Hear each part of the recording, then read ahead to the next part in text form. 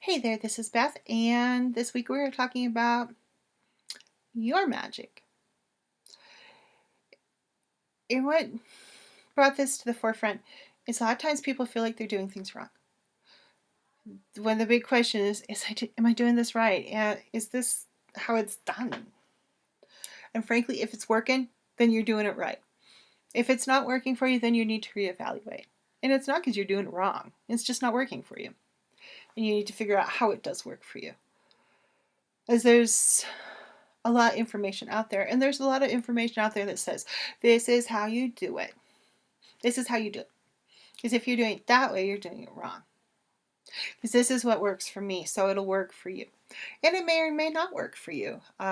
Certain processes work better for me than other ones. And certain things have worked at some times, and other times they have started making me feel unhappy. I don't know, not necessarily unhappy. I'm trying to think of what the word would be, and I can't think of it. I can't think of the word. Maybe there's more. It can just make me feel disgruntled. Maybe disgruntled would be a better word than unhappy.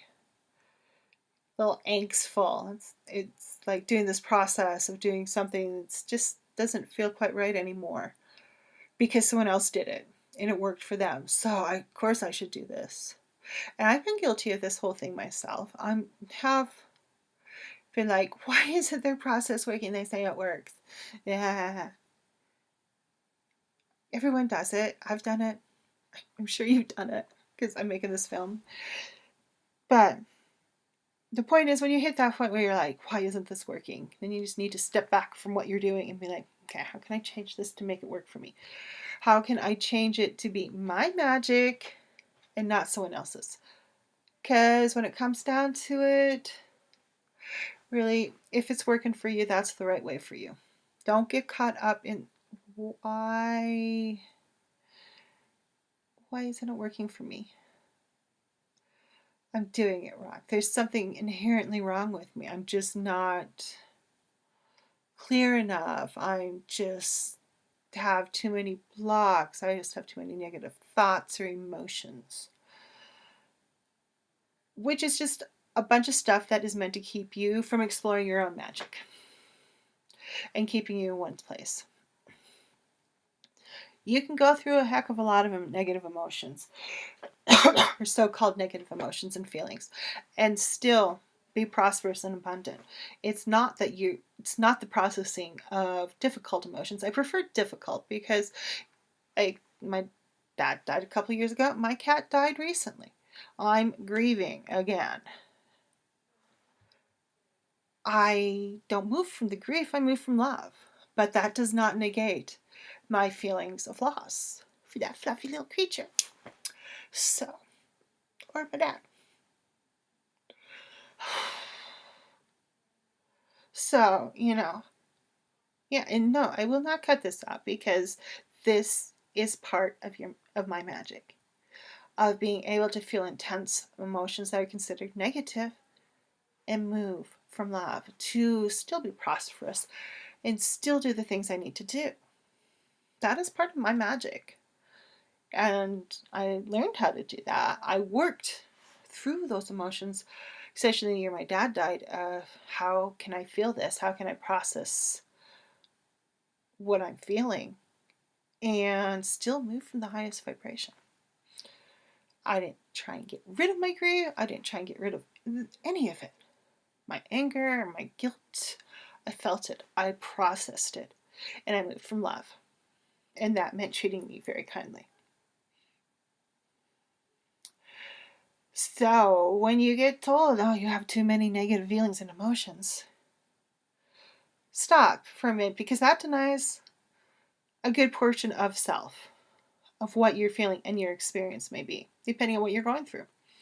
You may be going through a part of your life where it's very happy, and that's awesome.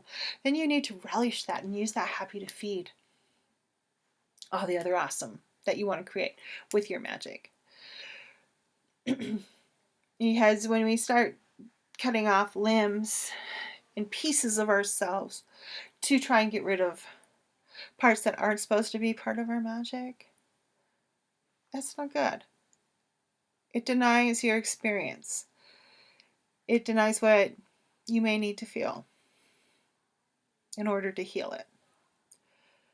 It denies you the opportunity to work in a place that is painful, yet still move from the highest good of self and for others.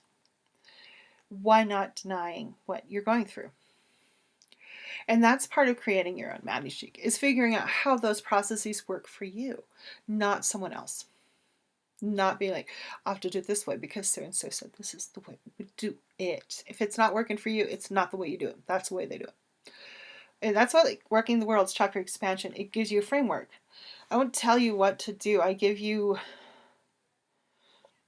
ways of contacting chakras and gates and working with the world so you can create a framework to use. So you can explore your spirituality. So when you need to bring in intense change, you can go do it easily. You have a framework. You have something you can use. That's very much yours. May start it out as my system, but you take it and morph it. Very much a believer in taking your own personal spirituality and making it very much yours.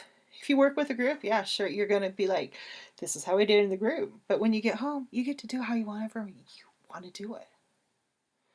You don't have to do it the way the group does it. The group has to do it that way so you can get the whole group all on the same page at the same time and quickly and not take hours doing it. That is the purpose of ritual, is to get everyone on the same page.